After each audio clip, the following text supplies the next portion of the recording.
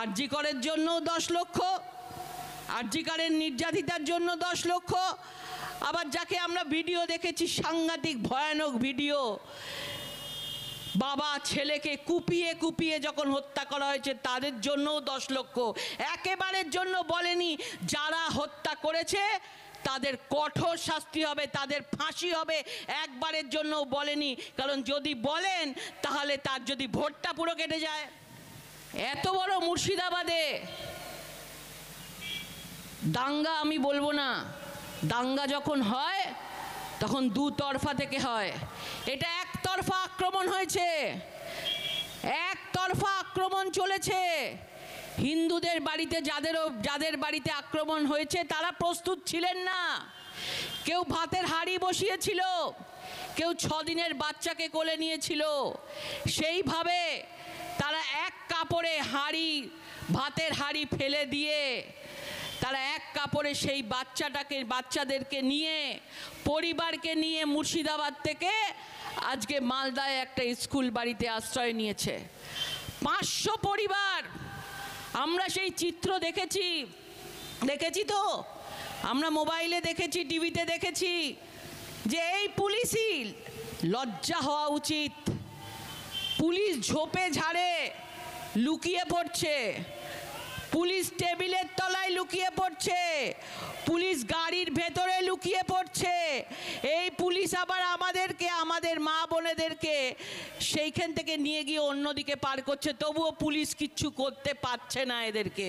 কারণ ওপর থেকে নির্দেশ নেই, ওপর থেকে নবান্নের 14 তলা থেকে নির্দেশ নেই। দেখেছেন একটাও কথা বলেছে? এত বড় মুর্শিদাবাদের এইভাবে সন্ত্রাস হওয়ার পর তিনি মৌলবীদের নিয়ে নেতাজি ইন্ডোর স্টেডিয়ামে সভা করতে পারেন, কিন্তু একবারের জন্য মুর্শিদাবাদ যায়নি। বারবার তারা বলছে যে মুখ্যমন্ত্রী আসুক। তিনি কাদের মুখ্যমন্ত্রী? তিনি কি 30%-এর মুখ্যমন্ত্রী, নাকি যারা বাংলায় রয়েছে সবাইয়ের মুখ্যমন্ত্রী? আমি তো বলবো তিনি তৃণমূলেরও মুখ্যমন্ত্রী নয়। একবার ভেবে দেখবেন, শুধুমাত্র 30%-এর জন্য তিনি সব কিছু ত্যাগ করতে রাজি আছে। তৃণমূলের নেতা মন্ত্রীর বাড়িও বাদ যায়নি, তাদের কর্মীদের বাড়িও বাদ যায়নি। তারা বলতে ভয় পাচ্ছে যে আমরা তৃণমূল করি।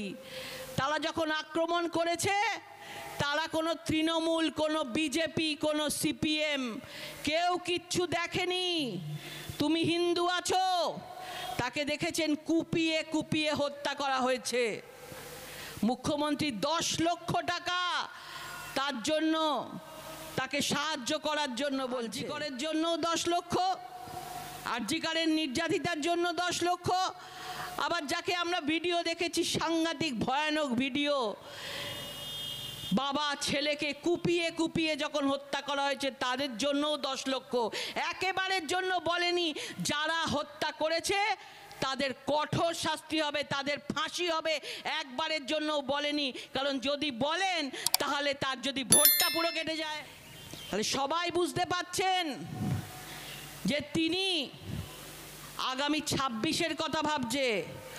পূর্ব পরিকল্পিতভাবে এই ধরনের আক্রমণ, সন্ত্রাস যেভাবে দাপাদাপি তারা করেছে, পূর্ব পরিকল্পিতভাবে করা হয়েছে।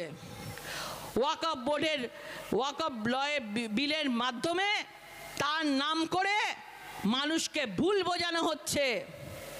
কারণ এখানে ওয়াকফের অনেক সম্পত্তি আছে, 1,82,000 সম্পত্তি ওয়াকফের আছে, আর তার মধ্যে 300-400 সম্পত্তি বড় বড় তৃণমূলের নেতা মন্ত্রীর কাছে অলরেডি চলে গেছে। সেই বড় বড় লোকগুলো তারা কেউ নিজের অফিসের শোরুম বানিয়েছে, তারা গাড়ির শোরুম বানিয়েছে। আমাদের এই কলকাতার মেয়র ফিরহাদ হাকিম মহাশয়, আপনারা খোঁজ নেবেন, এই ওয়াকফের সম্পত্তি থেকে তিনি নিজের বইয়ের নাম করে আজকে গাড়ির শোরুম তিনি বানিয়েছেন।